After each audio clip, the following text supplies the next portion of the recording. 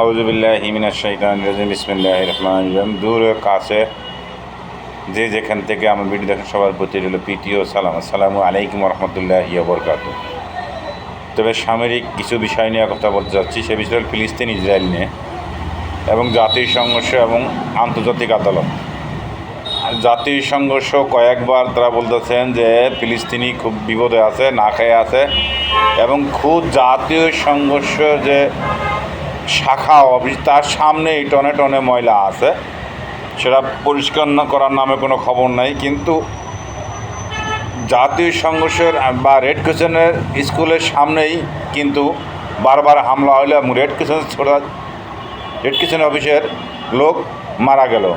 তাহলে একটা আন্তর্জাতিক সংস্থা, সেখানে লোক মারা যায়, অথচ তারা কিছু করতে পারছে না, ইউরোপিয়ান ইউনিয়ন কিছু করতে পারছে না। ইসরায়েলের যে প্রধানমন্ত্রী আছেন নেতানিয়াহু, ইনি এত বড় শক্তি কোথায় পেলেন? কিন্তু এখানে একটা কথা দেখতে পাচ্ছি, সে কথাটা হলো যে বর্তমানে আমেরিকার প্রেসিডেন্ট বিশ্বের ক্ষমতাধর নাকি বলুন, আর মানে আমি মনে করি বিশ্ব প্রতারক, বিশ্ব বেইমানি। কেন? সেটার কারণ হলো উনি ফিলিস্তিন ইসরায়েলের জন্য যুদ্ধ থামানোর জন্য ওদিকে মুগ্ধা বলে যাচ্ছেন, আর ওদিকে এই পর্যন্ত 100টি চালান দিচ্ছেন যুদ্ধ করার জন্য। 600 কোটি ডলার অস্ত্র দিচ্ছেন, তার মধ্যে 1টি চালান সে নিষিদ্ধ করছে। এবং এদিকে আবার ইসরায়েলকে বলে তোরা যুদ্ধ থামানোর জন্য বলে, আর ওদিকে গোপনে গোপনে সে অস্ত্র দিয়ে যাচ্ছে প্রকাশ্যে। এবং অস্ত্র যখন দেওয়ার, আমেরিকার অস্ত্র যখন তারা ব্যবহার করে অন্যান্য দেশে, তাদের নিষেধাজ্ঞা দেয়। কিন্তু এই ইসরায়েলি আমেরিকান অস্ত্র ব্যবহার করে ফিলিস্তিনি হাজার হাজার নিরীহ লোকগুলা মারতেছে। কোথায় সে বিশ্ব সংস্থা, কোথায় সে বিশ্ব IDW সংস্থা? কেউ কাকে তোয়াক্কা করতেছে না নেতানিয়াহু। কারণ হলো আমেরিকা তার সাথে আছে। এই আমেরিকা তার সাথে থাকার কারণেই আজকে হাজার হাজার লোক, প্রায় 38,000 লোক ফিলিস্তিনি লোক মারা যাচ্ছে। আর কয়েকদিন পর পরে জাতিসংঘ সেটা বিবৃতি দেয়, যেখানে তারা বিবৃতি দেয়, বলে যে তারা বিপদে আছে। এটা কেমন কথাবার্তা জাতীয় সংঘর্ষ? এটা কেমন জাতীয় সংঘর্ষ আমার মাথায় কাজ করে না। জাতীয় সংঘর্ষ হলো সব জাতিকে মিলে নিয়েই একটা সংস্থা। সেই জাতীয় সংঘর্ষের কোনো কথায় যদি তোয়াক্কা না করে ইসরায়েল, তাইলে এই জাতীয় সংঘর্ষ লাভে কি আর এই জাতীয় সংঘর্ষ মানিটাই কি, সেটা তো বুঝতে পারতেছি না। এবং জাতীয় সংঘর্ষ মানি একটাই জিনিস দেখা যাচ্ছে, সেটা হলো আমেরিকার প্রেসিডেন্ট যে হবেন সেই জাতীয় সংঘর্ষ। আমেরিকার প্রেসিডেন্ট যেটা বলবেন সেটাই সব করবেন। কয়েকদিন আগে নাটক দেখলাম, আমেরিকার প্রেসিডেন্ট বলছেন যে ফিলিস্তিনি খানা দিব না, সে টোটাল ইউরোপিয়ান ইউনিয়ন যারা আছে টোটাল বন্ধ করে দিলেন। আবার নাটকীয়ভাবে যখন আবার বললেন যে আমরা খানা দানা দিব বা আমরা তাদেরকে টাকা পয়সা দিব, তখন আবার ইউরোপিয়ান ইউনিয়নরা সব তারা দেওয়া শুরু করলেন। সেখানে কি করলেন? অস্থায়ী একটা ওই কী কয় ঘাঁটি বানাইলেন। ঘাঁটিতে তারা ওই ফিলিস্তিনের জন্য খানা দেবেন। আর খানা আনতে গেলেই ইসরায়েলরা তারা গুলি করতেছেন, তারা বোমা ফেলাইতেছেন, বিমান থেকে তারা ওই রাডার ফেলাইয়া মারতেছেন, এই বিভিন্ন কাজ করতেছে। এবং কিছুদিন আগে দেখলাম যে ঘরের মধ্যে ঢুকা একটা লোক, মুসা কি নাম যেন দেখলাম, সেই লোকটা ঢুকা গুলি করছে। গুলি করার পরে তাকে অ্যাম্বুলেন্স নেওয়ার জন্য চাইছে, সে অ্যাম্বুলেন্স নিতে দেয়। সেখানে কি করছে, ইসরায়েলের যে সেনাবাহিনী যারা আছে তারা স্বীকারও করছে যে ইসরায়েলি সেনাবাহিনীর গাড়ির সামনে বাইন্দা তারা নিয়ে গেল।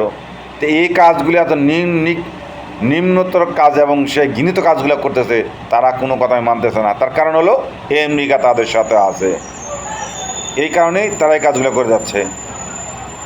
তা আমি মনে করব বিশ্ব সংস্থা যারা আছেন তারা এই যে ICC যে আদালত, আন্তর্জাতিক ICC আদালত, সেই আদালতও তারা নিষেধাজ্ঞা দিলেন। গ্রেপ্তারি পরোয়ানা জারি করবেন, সেটা করতে পারছেন কি না দেখি না এস পর্যন্ত খবরে। তারা নিষেধাজ্ঞা দিলেন। সেই ICC আদালতও যদি তার কথা না শোনে, তাহলে এটা কেমন ICC আন্তর্জাতিক আদালত আর কেমন এই জাতীয় সংঘর্ষ, এটাই তো বুঝতে পারতেছি না। তবে এরা শুধু নাটক, শুধুই মাত্র একমাত্র নাটক আমেরিকা সরকারের, জো বাইডেনের শুধুই মাত্র নাটক না হলে এরা হতে পারে না। নাটকের জন্যই উনি একদিকে মায়া কান্না দেখাচ্ছেন, আর ওইদিকে অস্ত্র দিয়া টাকা পয়সা দিয়ে সাহায্য করছেন যে ফিলিস্তিনি মার। এইভাবে হইতেছে। তো এইভাবে কতদিন নাটক চলবো? আর বিশ্ব আরব লীগ যারা আছেন তারা কি করতেছেন? তারা নাকে তেলটা ঘুমাইতেছেন। বিশ্ব আরব লীগ যারা আছেন তারা যদি শক্ত করে দমন করতে চান, এটা কোনো ব্যাপারই না, যে কোনো মুহূর্তে তারা ইচ্ছা করে দমন করতে পারেন। বিশ্ব আরব লীগ যারা আছেন তারা নাকে তেলটা ঘুমাইয়া তারা কী করতেছেন? একদিকে বলেন ইসরায়েলে কী দিব না, এদিকে তুর্কি প্রেসিডেন্ট তাইব এরদোগান উনি কী করলেন? ইসরায়েলের ব্যাপারে সে যুদ্ধ ঘোষণা করে, এটা করে সেটা করে, কিন্তু আবার তার সাথে বাণিজ্যিক ব্যবস্থা ঠিকই করছে। তুরস্ক করতেছে, সেই তুরস্কেরও যে তারা বাণিজ্যিকভাবে ব্যবসা বাণিজ্য কার্যক্রম চালাতেছে। সৌদি আরব তারাও করতেছে, কাতার তারাও করতেছে, মিশর তারাও করতেছে। এটা কেমন নাটক চলছে ফিলিস্তিনিটা দেশের সাথে জানি না, এটা তারাই ভালো জানেন। এই নাটকের জন্য আল্লাহর দরবারে একদিন হিসাব দেওয়া লাগবো। যারা আরব লীগ যারা আছেন, তারা নেতা আছেন, তাদেরকে আল্লাহর দরবারে এই আসামি হয়ে কাঠগড়া দাঁড়া হওয়ান লাগবে, এবং তারা দাঁড়াবেন। কারণ এক মুসলিম আরেক মুসলিমের ভাই কোরআনে ঘোষণা করছেন, তাই যদি হয় তাহলে মুসলমান দেশটা ধ্বংস করে ফেলাচ্ছেন, আরেক মুসলমানের নাকে তেলটা ঘুমাচ্ছেন, তাদের সাথে ব্যবসা বাণিজ্য করতেছেন। এটার জন্য দূরে থাকেন, এবং অন্তত এই ইসরায়েলের সাথে ব্যবসা বাণিজ্যটা বন্ধ করেন, তাহলে ইসরায়েল দুর্বল হয়ে পড়লে আর কার সাথে যুদ্ধ করতে পারবে না।